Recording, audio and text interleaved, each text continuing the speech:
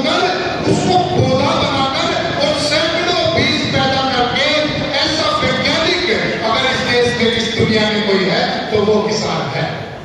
और एक महत्वपूर्ण चीज जिसका ध्यान मैंने पूरे आंदोलन के दौरान भी देखा, किसी का भी ध्यान उस तरफ नहीं है कि जो किसान जो फसल पैदा करता है और उस फसल के माध्यम से जो हरियाली होती है, उस हरियाली के माध्यम से वो किसान इस पर्यावरण को तो सुरक्षित करता ही करता है, साथ ही साथ लाखों मीट्रिक टन ऑक्सीजन पैदा करता है और पर्यावरण ही इस पूरी सृष्टि को उस ऑक्सीजन के माध्यम से जीवित करता है।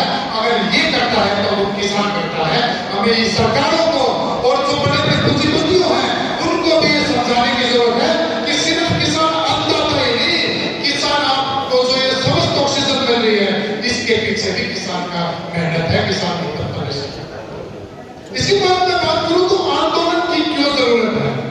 आज पूरे मार्केट में, पूरे किसान जगत में, पूरे व्यापार संघ में एमआरपी की बात होती है, मैक्सिमम रिटेल प्राइस की बात होती है, लेकिन इस पूरे इंफ्रास्ट्रक्चर में अगर आज भी कोई संघर्ष कर रहा है, कोई तरस रहा है एमएसपी के लिए, मिनिमम सपोर्ट प्राइस के लिए आज भी तरस रहा है, तो वो किसान तरस रहा है। हर एक किसान के हाथ में उसका मिनिमम सपोर्ट प्राइस हो। हम एमआरपी की बात नहीं करें, लेकिन कम से कम उसका मिनिमम सपोर्ट प्राइस उसको मिले, इसके लिए आंदोलन करने जरूरी है। देश के केंद्रीय मंत्री का बेटा, अमित शाह का बेटा जैसा बीसीसीआई का सेक्रेटरी बन जाता है, नेताओं के बेटे नेता बन जाते हैं, व्यापारियों के बेटे बड़े पूंजीपतियों के बेटे पूंजीपति बन जाते हैं, अंबानी का बेटा सैकड़ों कंपनी का एमडी है, लेकिन किसान का बेटा एक सैनिक बनने के लिए भी तरस जाता है और अग्निवीर जैसी योजना लाकर उसको भी कॉन्ट्रैक्चुअल बंधुआ मजदूर बनाया जाता है। तो बुजुर्गों, नौजवान साथियों, किसानों के बच्चे भी अच्छी अच्छी जगह पर जाए, अधिकारी भी बने, जज भी बने, सांसद भी बने, विधायक भी बने, इसके लिए हमें निरंतर आंदोलन करने की जरूरत है। देश में तानाशाहों का राज रहा है, पूरे विश्व में रहा है।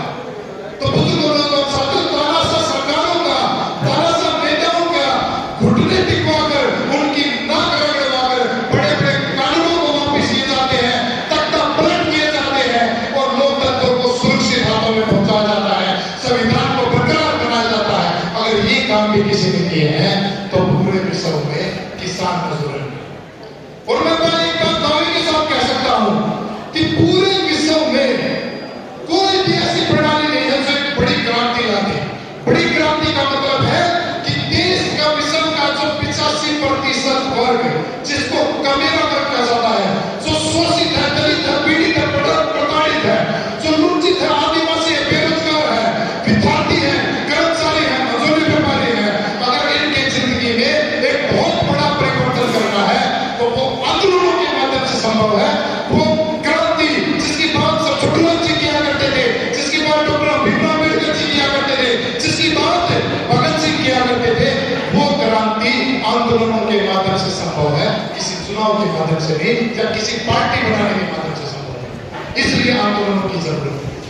तीसरा मेरा पॉइंट ये है कि गैर राजनीतिक संगठनों की क्या जरूरत है।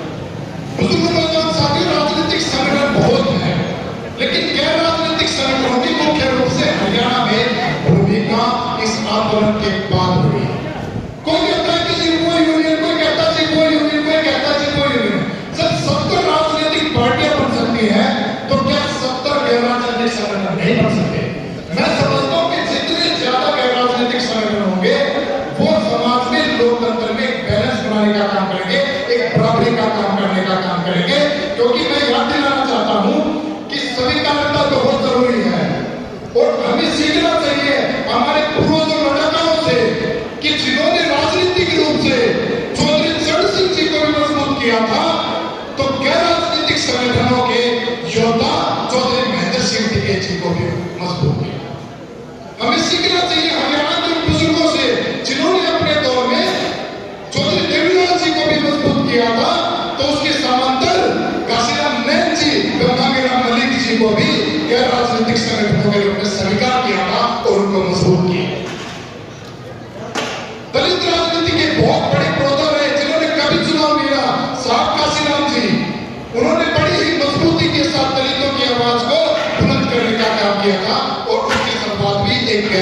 राजनीतिक संगठन से।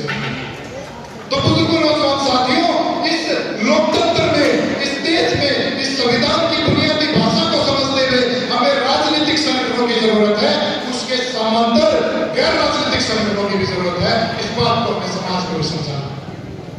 मैं तो धन्यवाद करता हूं हमारे संयुक्त किसान मोर्चा के युवा नेता रहे, वह भारतीय किसान नौजवान यूनियन के राष्ट्रीय अध्यक्ष भाई अभिमन्यु कुहाड़।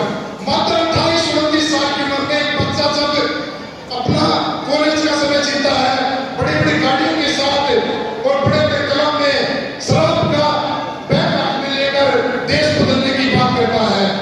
असली योद्धा वे नहीं है, असली योद्धा भाई अभिमन्यु कुहाड़ जैसे लड़के हैं जो सामान्य से दो जोड़ी कुर्ते पजामे में बैठकर और निकल लेते हैं, जिनकी पिछले 10 साल की यात्रा को अगर ढंग से देखा जाए तो शायद ये गाड़ियां, ये काफिले आज है, लेकिन इसके पीछे 10 साल का संघर्ष है।